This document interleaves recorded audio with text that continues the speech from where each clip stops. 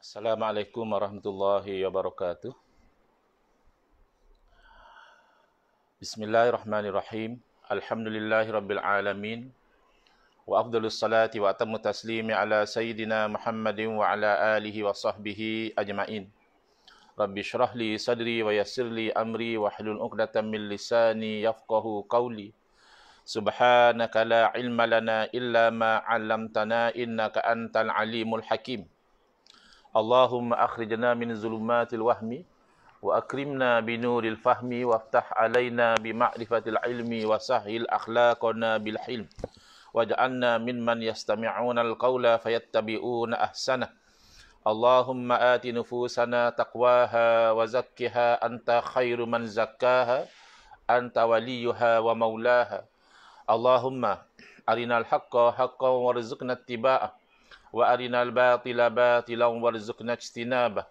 Allahumma anfa'na bima 'allamtana wa 'allimna ma yanfa'una wa zidna ilma wa huda. Amma ba'd.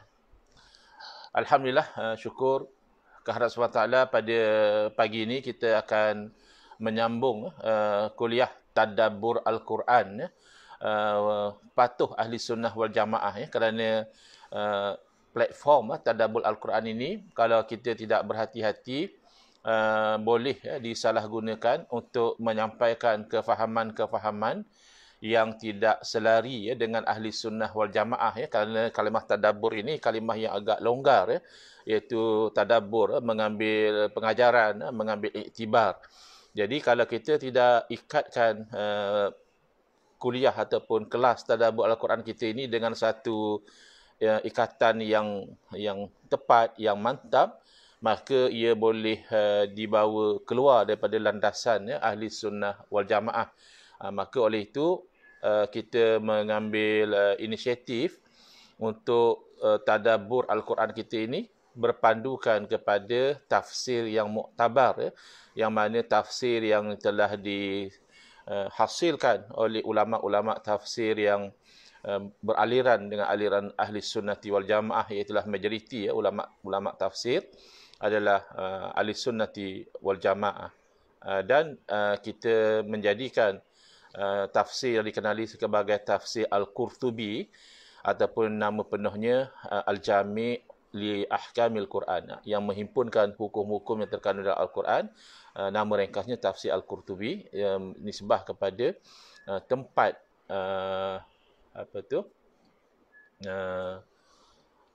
tempat lahir ataupun tempat tinggalnya Al-Imam Al-Qurtubi rahimahullah ta'ala, itu di Qurtubah.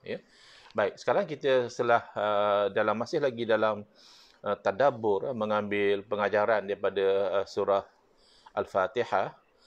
Cuma untuk yang mengikuti melalui Zoom, saya ada sharekan skrin. Saya juga ada live di TikTok dan juga di Facebook. Jadi untuk yang di Zoom, saya ada kongsikan skrin, cuma saya mohon maaf kerana atas faktor kesibukan, outstation dan sebagainya, saya tak sempat untuk letakkan konten itu ke dalam bentuk keynote, yang mana ia lebih jelas.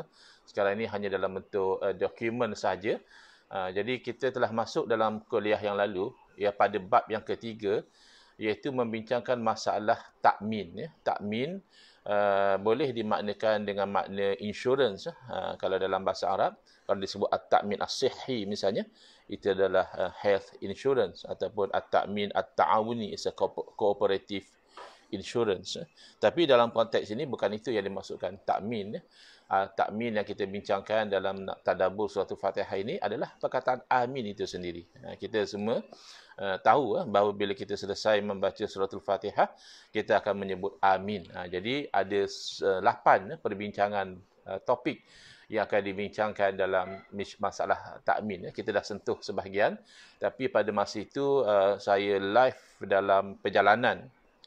I was travelling to the northern. So masa tu tak berapa line internet tak berapa bagus, katanya terputus sebelum betul-betul sempat habis kuliah. Jadi tak salah rasanya kalau kita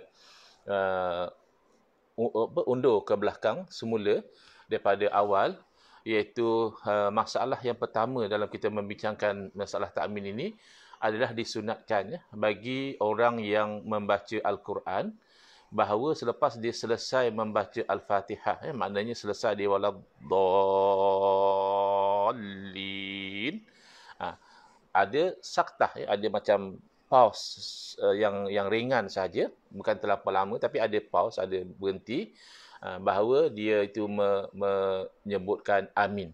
Ini sedia maklum, kita sembahyang seorang diri kah atau kita sembahyang berjemaah lagi jelas ya. Bila waladdallin tu ramai-ramai makmum jamaah menyebut amin.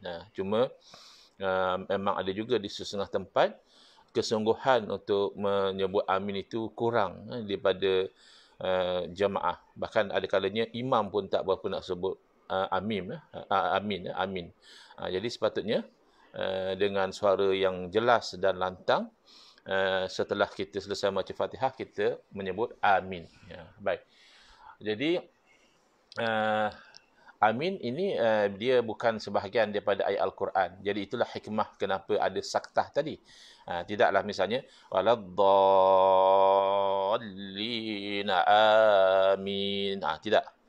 Dia ada berhenti waladdallin amin. Ada saktah.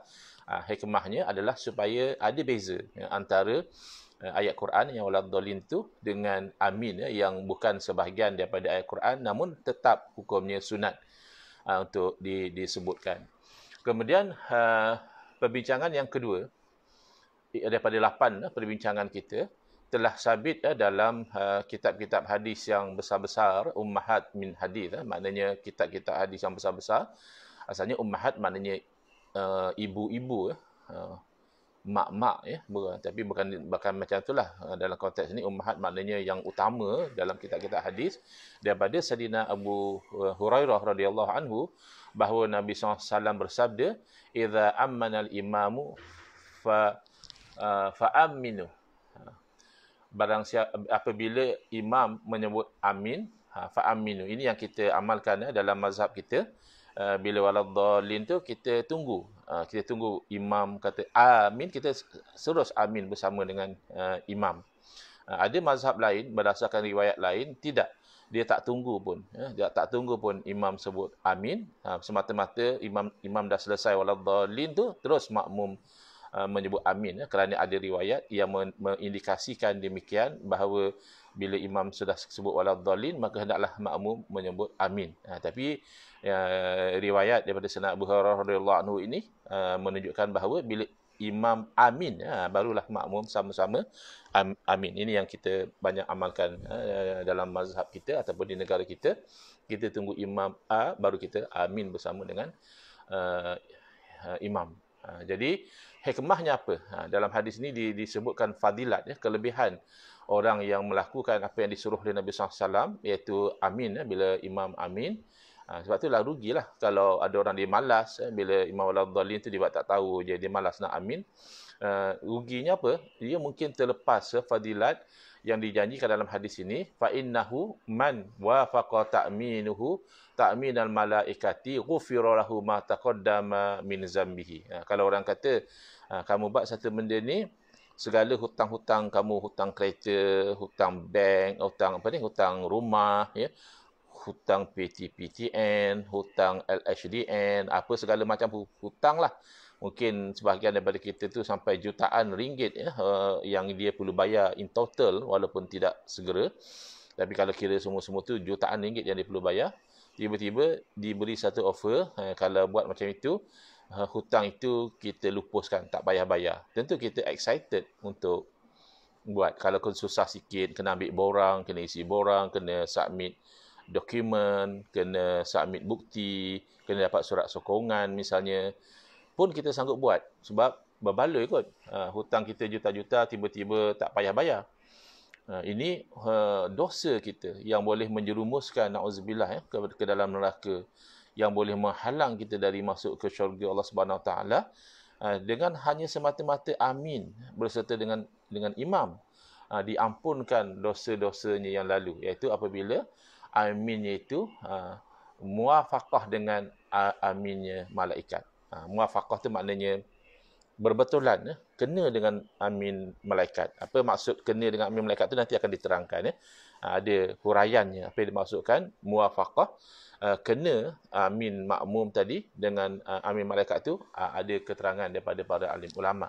Yang penting yang kita nak ambil pengajaran di sini, jangan kita cuai, jangan kita pandang acuh tak acuh untuk menyebut amin apabila imam menyebutkan amin. Kita segera amin bersama dengan imam. Mana tahu dengan sebut amin itu berbetulan amin kita dengan amin malaikat dan diampunkan segala dosa-dosa kita yang lalu. Ini satu penghapusan yang sangat besar, mungkin lebih besar lagi sebenarnya daripada pelupusan hutang yang saya berikan sebagai contoh tadi.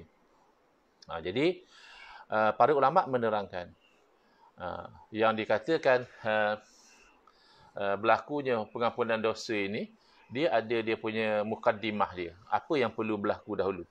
Kerana man di sini man syartiyah. Barang siapa yang berbetulan aminnya dengan amin malaikat, dia maknanya dia akan ada jawapan dia.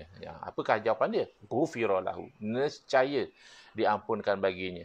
Jadi untuk berlakunya diampunkan dosa itu, syarat itu perlu dipenuhi terlebih dahulu. Itu dia sebut sebagai mukaddimah di sini. Iaitu ada 4 yang terkandung dalam hadis tadi, ada 4 syarat untuk mendapat pengampunan dosa. Yang ini yang kata sebahagian ahli kelas putus pada masa tu, tak sempat dengar habis yang 4 tu, line dah putus. Jadi mereka remind, ustaz jangan lupa bila kuliah yang akan datang tu, tolong highlight semula apakah dia 4 syarat yang dipenuhi sehingga kita mendapat pengampunan dosa daripada Allah SWT melalui lafaz amin ini. Iaitu yang pertama, kena adanya amin daripada imam. Sebab idza ammanal imam, bila imam tu menyebut amin. Jadi imam jangan tidak amin. Jadi syarat yang awal-awal sudah fail. Kalau imam tidak amin, kenalah imam tu amin. Kena ada amin daripada imam. Itu yang pertama. Boleh catatlah siapa yang nak catat. Yang kedua adalah amin dari orang yang di belakangnya. Orang yang di belakang imam, iaitu makmum lah. Jadi kalau imam seorang-seorang saja amin, makmum tidak amin, maka tak berlakulah apa yang dijanjikan ni. Sebab syarat tidak dipenuhi. Kaedahnya, idzan tafasyartu intafal masyrut. Apabila ternafinya syarat tu tak ada, maka ternafilah yang disyaratkan. Yang disyaratkan di sini adalah pengampunan dosa. Tapi untuk mendapat pengampunan dosa itu, apa syarat dia? Pertama, imam menyebut amin. Syarat yang kedua, makmum juga menyebut amin. Dah 2. Yang ketiga, adanya amin daripada malaikat. Sebab ada disebut dalam hadis tu, fa innahu man wafaqa ta'minhu ta'minal malaikah. Aminnya malaikat. Kena berlaku 3 amin. Aminnya imam, amin daripada makmum, dan yang ketiga adalah 3 betul. Yang ketiga amin daripada malaikat. Yang keempat, ini syarat yang terakhir, muwafaqatu ta'min. Iaitu muwafaqah, berbetulan aminnya mereka tadi dengan aminnya malaikat tu kena sama. Sama apa maksud sama di situ? Apa maksud muwafaqah sehingga dapat pengampunan dosa tadi? Iaitu pertama adalah pada menyebut amin itu. Maknanya makmum sebut amin, malaikat juga sebut amin. Jadi itu satu pandangan. Jadi insya-Allah kalau kita sebut amin bersama dengan imam, maknanya kita akan dapat janji ini. Dan ada pandangan juga, pandangan mengatakan bahawa pada waktu, maknanya masa tu sama serentak. Tadi pada maksudnya ijabah, maksudnya kena dengan apa yang disebut amin oleh makmum, malaikat juga sebut amin. So sama-sama sebut amin, dapat. Pandangan mengatakan iaitu masa makmum jawab amin tu sama dengan masa malaikat sebut amin. Pada ketika itu diampunkan dosa yang lalu daripada orang yang menyebut amin tadi. Dan ada yang mengatakan bukan dari segi masa. Masa berbeza pun tak masalah. Yang penting sama daripada sudut sifatnya. Sifat amin tu sama. Sifat aminnya makmum tu sama macam sifat aminnya malaikat. Sama macam mana tu? Dari segi ikhlas memohon kepada Allah Ta'ala. Malaikat tentulah kita tahu malaikat ni makhluk Allah yang tidak melakukan maksiat, makhluk Allah yang sentiasa taat kepada perintah Allah. Jadi mereka itu ikhlas, melafazkan amin, maknanya perkenankanlah doa kami itu daripada malaikat ikhlas. Maknanya kita nak pastikan dapat pengampunan dosa itu, amin kita juga amin yang ikhlas. Bukan, maknanya amin yang ada penghayatan, bukan sambil lewa je amin. Tak ada apa-apa penghayatan pun. Dah biasa dah, waladhdallin amin. Waladhdallin amin. Tak. Kita menghayati. Kan ada permintaan daripada dalam ayat-ayat Fatihah tu ada permintaan ihdinas siratal mustaqim. Permintaan kita, tunjukkanlah pada kami ni jalan yang lurus. Jalan siapa tu? Siratal ladzina an'amta alaihim. Jalan orang yang kau beri nikmat kepada mereka daripada para nabi, syuhada, solihin. Jadi kita minta jalan tadi. Tapi kita tak nak ghairil maghdubi alaihim, kita tak nak jalan orang yang dimurkai, seumpama orang-orang Yahudi yang dengki kepada Nabi SAW, yang dah tahu kebenaran tapi masih sombong menolak kebenaran. Itu Allah murka orang yang sombong dengan kebenaran. Waladhdallin, dan tidak mahu juga jalan orang yang sesat seperti berlaku kepada orang Nasara. Dalam keadaan mereka itu memuliakan Nabi Isa alaihissalam, bagus sudah memuliakan Nabi Isa, tapi mereka sesat kerana sampai menuhankan Nabi Isa alaihissalam. Jadi kita minta perkara-perkara ini, tentulah kita nak Allah perkenankan. Kerana kalau kita dapat jalan yang lurus, bukannya jalan orang yang Allah murka, bukannya jalan orang yang sesat, selamatlah kita dunia dan akhirat. Maka ketika kita sebut amin itu kita menghayati, amin, perkenankanlah ya Allah permintaan kami ni. Jadi keikhlasan itu menepati keikhlasan aminnya malaikat. Ketika itu diampunkan dosa. Jadi ada pandangan mengatakan sama-sama menyebut amin itu sudah memenuhi syarat untuk dikatakan muwafaqah, sama. Ada yang mengatakan sama dari segi masa. Masa kita sebut amin itulah sama masa malaikat sebut amin. Dan yang ketiga adalah keikhlasan. Jadi kita gabungkan, iaitu kita tidak leka, kita tunggu, kita prihatin masa imam nak sebut amin itu kita sebut amin, dan juga kita hadirkan makna amin ikhlas dalam hati kita. Ya Allah perkenankanlah doa kami. Juga bukan dalam amin Fatihah saja sebenarnya.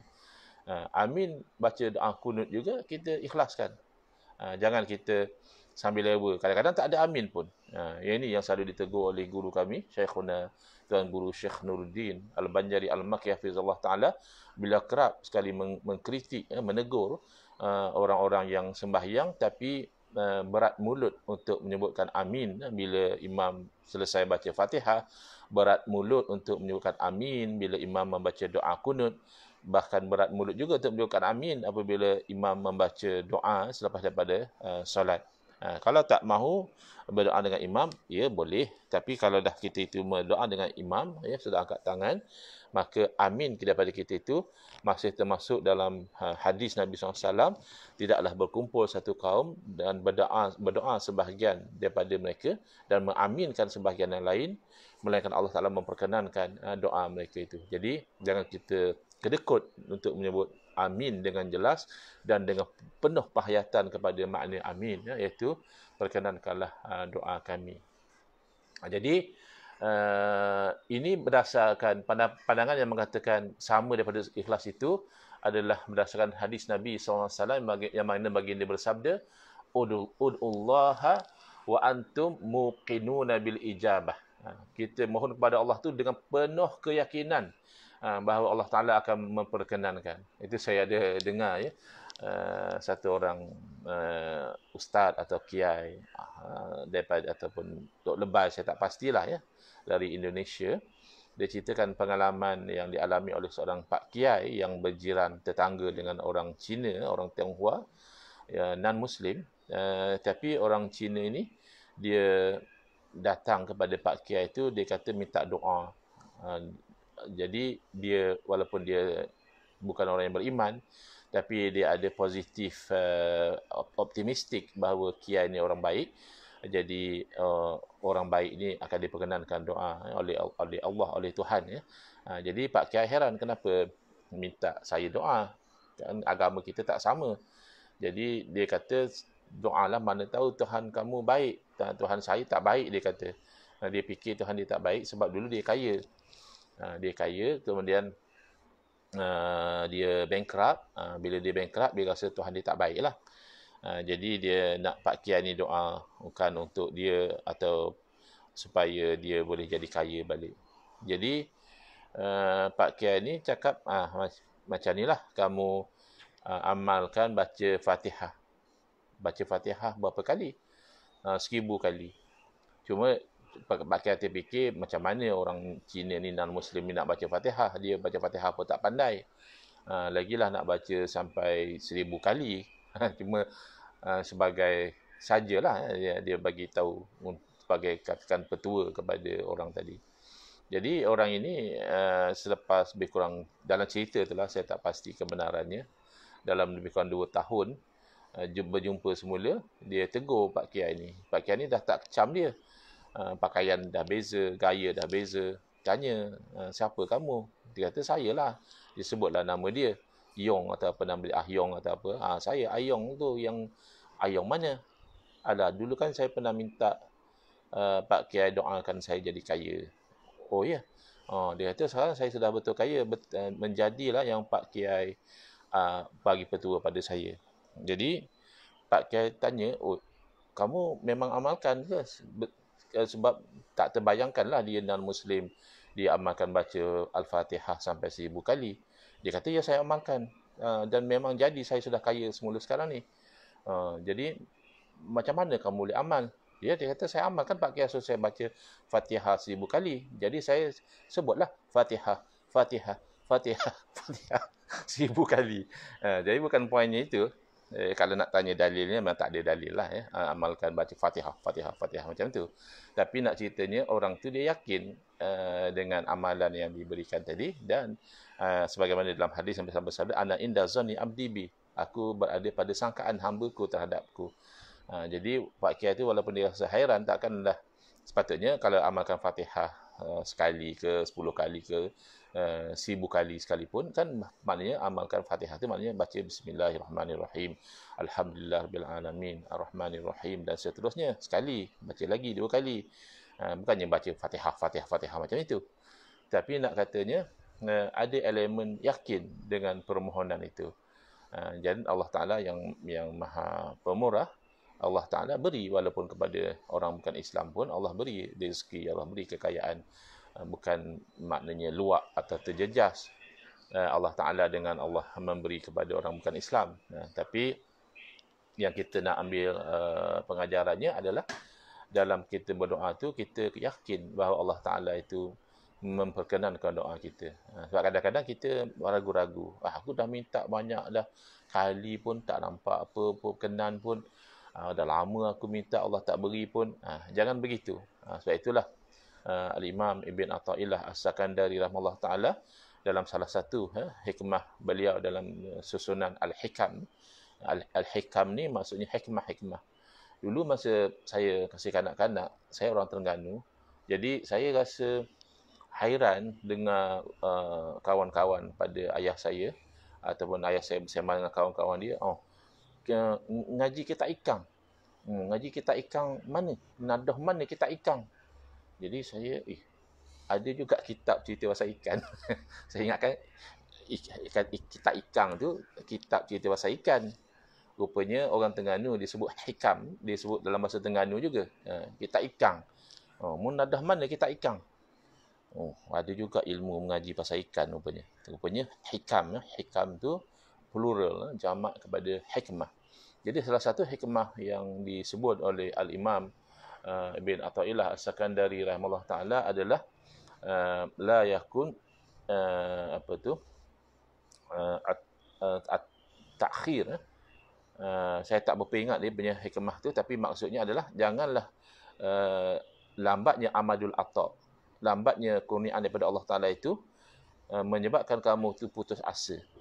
Kamu dah berdoa bersungguh-sungguh, al-ilhah fid doa. Ilhah, bersungguh-sungguh merintih, menangis, memohon, tiba-tiba lambat datang perkenan daripada Allah Taala. Kata Imam Abi Athaillah, janganlah itu menyebabkan kamu putus asa, give up lah.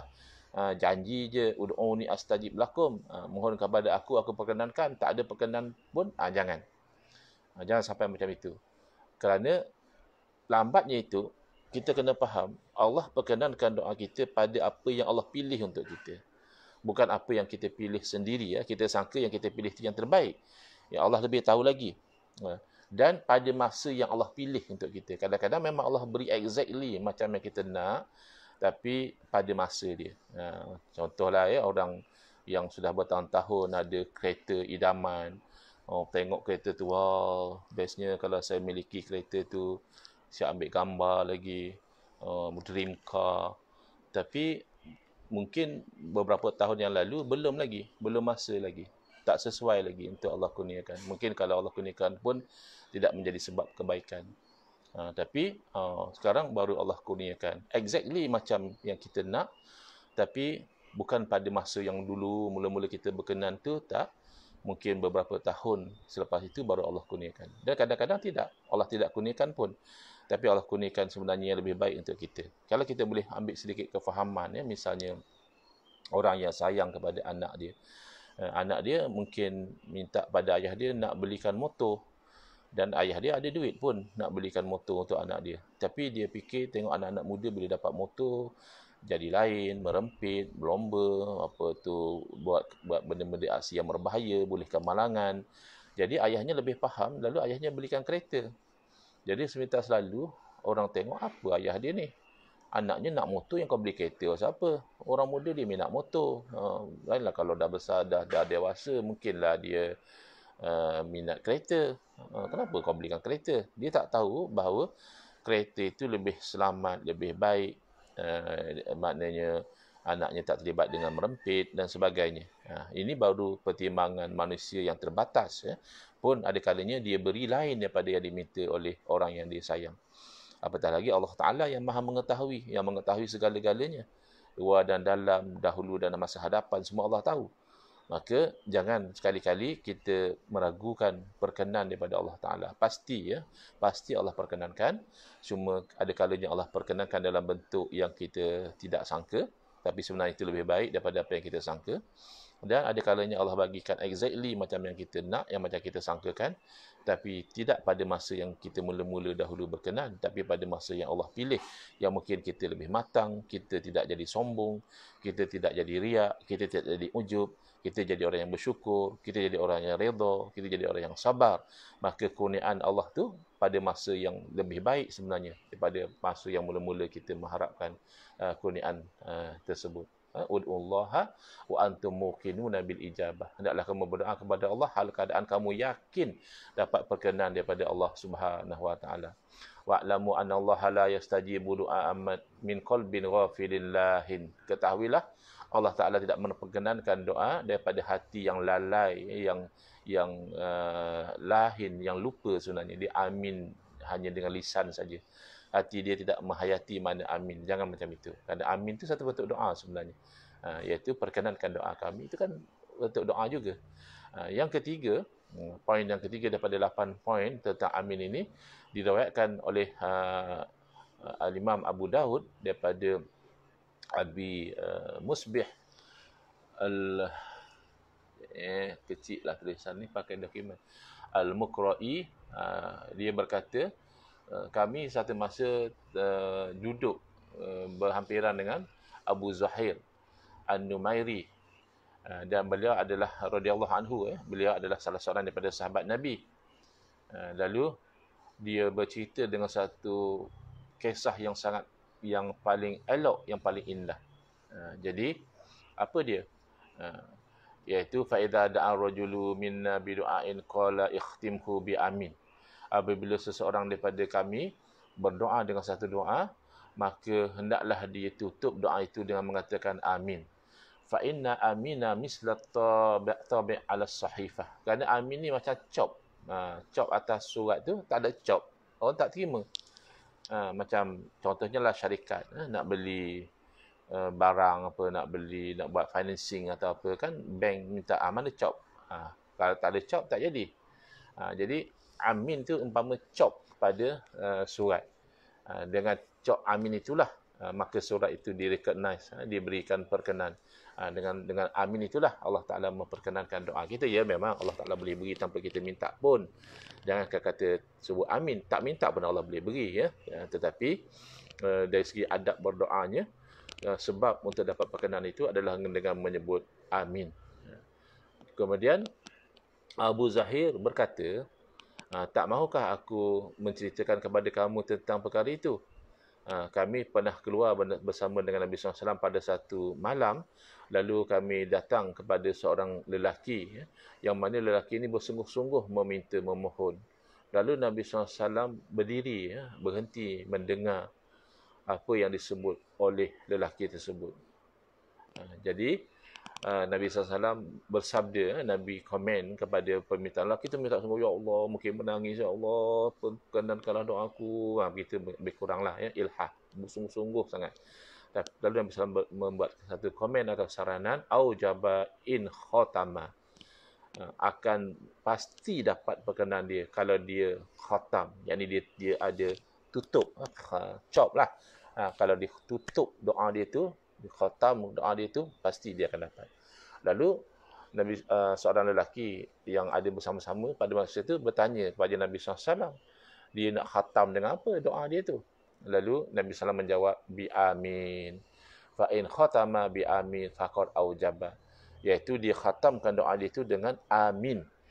Kalau dia tutup doa dia itu dengan amin, pasti akan diperkenankan oleh Allah SWT. Lalu lelaki yang bertanya kepada Nabi SAW tadi, dia beredar. Dia dah dapat jawapan daripada Nabi SAW, dia beredar. Dia pergi kepada lelaki yang berdoa tadi. Dia kata, ikhtim ya fulan wa abshir. Qatamkanlah doa kamu, wahai si fulan, dan bergembiralah. Lalu berkata Ibn Abdul Bar, Abu Zahir An-Numairi, nama dah sekian-sekian lah, kita tak detailkan lah, kita cuma nak tadabbur, ambil pengajaran bahawa untuk mendapat perkenan doa daripada Allah Subhanahu Wa Taala, jangan kita tak sebut amin, kita khatamkan permintaan kita tu dengan amin, amin, ya. Baik.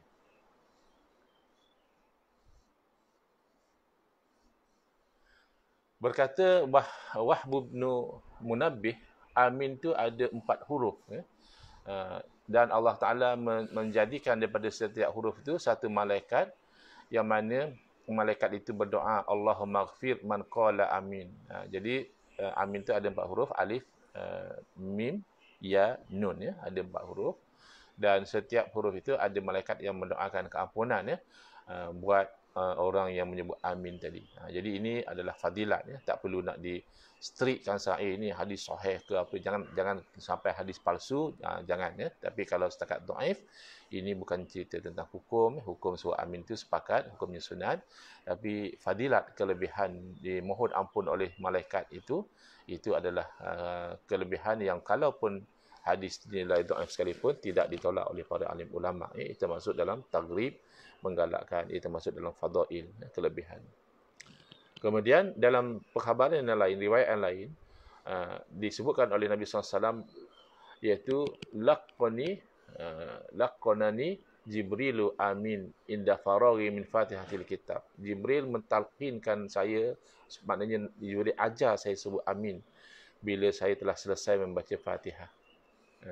Jadi dia berkata, innahu kal khatami alal kitab. Ia seperti cop yang dicopkan pada buku. Dalam hadis yang lain, disebutkan amin khatamu rabbil alamin. Amin itu ibarat cop bagi Tuhan sekian alam. Dan berkata Al-Harawi daripada Abu Bakar mengatakan bahawa maknanya, bukan Abu Bakar As-Siddiq, radhiyallahu anhu, bukan. Ini seorang ulama yang bernama Abu Bakar. Maknanya adalah Allah Ta'ala mencopkan ke atas hamba-hambanya, kerana ianya dengan lafaz amin itu menolak daripada mencegah daripada mereka itu bertambah cakap. Dia ringkas saja, Tetapi apabila disebut, ia boleh menolakkan pelbagai perkara-perkara yang tidak baik, penyakit, bala dan sebagainya. Yang mana sebagaimana ia adalah khatam kepada kitab, kepada buku yang mana menjaganya daripada dirosakkan. Mana ni cop ni dah pasti ni buku ni betul, tak ada silap dan sebagainya. Jadi ini perbandingan lah. Yang pentingnya ini menunjukkan kelebihan menyebut amin. Dan dalam riwayat yang lain disebutkan amin darjatun fil jannah. Amin itu merupakan satu martabat dalam syurga. Bila ada menyebut amin ini, dinaikkan martabat di dalam syurga. Dan berkata Abu Bakar, maknanya bahawa orang yang menyebut amin itu, satu huruf itu dia mendapat satu darajah, naik lagi darajah dalam syurga. Kita kat dunia ni pun kita nak naik pangkat. Kita suka kalau orang pun daripada datuk suka jadi naik datuk seri, naik tan seri, naik tun. Kita suka dengan benda-benda yang sebenarnya ialah daripada satu sudut tidak ada pun membawa manfaat atau mudarat pun dalam kehidupan dunia ni. Apatah lagi di dalam syurga. Pastilah kalau dengan amin itu kita naikkan darajah, apa beratnya untuk kita menyebut amin. Dan poin yang keempat daripada 8 poin, makna amin di sisi kebanyakan ahli ilmu adalah Allahumma stajib lana. Itu makna amin yang difahami oleh kebanyakan ulama adalah Allahumma stajib lana. Ya Allah, perkenankanlah buat kami. Dan dia berada pada posisi doa, walaupun hanya amin sepatah saja, bukannya Rabbana Allahumma, tidak. Hanya amin saja, tapi sebenarnya dia pada posisi doa. Dan ada sebahagian mengatakan termasuk amin ini adalah salah satu nama daripada nama Allah Subhanahu Wa Taala. Bukan nama Allah 99, itu yang kita tahulah, yang telah pasti, tapi nama Allah yang sebenarnya itu hanya Allah Taala yang tahu. Ada pendapat yang mengatakan bahawa amin itu termasuk salah satu daripada nama-nama Allah. Tapi ini bukan riwayat yang sahih lah ya. Tak dapat dipastikan kesahihan riwayat itu. Dan ada yang mengatakan makna amin iaitu kadzalika faliyakun. Maksudnya bila orang tu minta macam itulah, biar jadi macam tu. Biar jadi macam tu, amin. Macam orang katalah, moga dapat beli kereta baru. Amin. Moga jadi macam itulah. Moga jadi orang kaya lepas ni. Amin. Moga jadi macam itulah. Kadzalika faliyakun. Moga-moga jadi macam itulah. Itu maksud amin di sisi sebahagian. Dan berkata Al-Jauhari daripada Al-Qalbi, daripada Abi Saleh, daripada Ibn Abbas radhiyallahu anhuma, bahawa bila bertanya pada Nabi SAW, apa makna amin? Qala rabbi fa'al. Dan dari riwayat ini lebih kuranglah juga. Maksudnya kalau tadi Allahumma stajib lana, ya Allah perkenankan kami, yang ini maksudnya rabbi fa'al. Wahai Tuhan, lakukanlah. Macam orang tu kata ihdinas siratal mustaqim, kita kata amin. Ya Tuhan, lakukanlah. Banyak hidayah pada dia. Allahumma rizqna, kita kata amin. Ya Tuhan, berilah rezeki pada dia. Ataupun Allahumma atina misalnya rizqan wasi'ah, halalan tayyibah, bagilah rezeki yang luas, halal dan sebagainya. Amin maknanya ya Allah, lakukanlah sebagaimana yang diminta itu. Maknanya menuju kepada istijabah jugalah. Dan berkata Muqatil, ia adalah kekuatan bagi doa, dan dia menuntut turunnya rahmat atau barakah. Bila sebut amin tu akan datang keberkatan insya-Allah. Dan berkata At-Tirmizi, makna amin adalah la tukhayyib raja'ana. Janganlah engkau hampakan harapan kami. Juga membawa kepada istijabah sebenarnya. Bila kita berdoakan, kita nak berkenan. Baik. Persoalan yang kelima daripada 8 persoalan dalam masalah amin. Amin ini ada 2 lurah, maknanya 2 cara sebutlah. Ini kita tak nak bincang terlalu panjang lah. Nak panjangkan di mana, sebab kita lebih pada tadabbur. Kalau kita betul-betul proper tafsir akan dibincangkan. Nak panjang tu di mana. Amin. Amin. Macam mana. Ada orang sampai buat tesis macam mana cara sebut amin. Kita hanya nak ambil tadabbur saja. Kita tahu bahawa sebutan amin ini boleh jadi dengan pelbagai sebutan. Jadi mungkin kita cukupkan setakat ini dulu pada hari ini. sedikit sebanyak pengajaran ya yang berkaitan tentang suratul Fatihah. Tapi ini sebenarnya something yang related dengan suratul Fatihah. Bukan part of suratul Fatihah. Amin ini bukan sebahagian daripada ayat Al-Quran, bukan sebahagian daripada Al-Fatihah, tidak. Tapi dia sangat berkait rapat ya, dengan Al-Fatihah, kerana selesai saja baca Fatihah, kita sebut amin. Dan bukan itu saja, bila kita berdoa, memohon kepada Allah Ta'ala, pastikan kita ada khatamnya, chopnya, iaitu menyebut amin. Wallahu alam. InsyaAllah kita berjumpa lagi ya dalam tadabbur ahli sunnah wal jamaah yang akan datang. Bismillahirrahmanirrahim. Alhamdulillah bil alamin wassalatu wassalamu ala asyrafil anbiya'i wal mursalin wa ala alihi washabbihi ajma'in. Allahumma shrah sudurana wa ahsin akhlaqana wa azim ujurana wa nawwir qulubana bi nuri hidayatika kama tarada bi nuri syamsika abadan abada. Allahumma anqulna min dhulil ma'siyati ila azzi ta'ati ya arhamar rahimin. Wa sallallahu ala sayyidina Muhammadin wa ala alihi wasallam. Walhamdulillah rabbil alamin. Amin ya rabbal alamin. Wal afu minkum.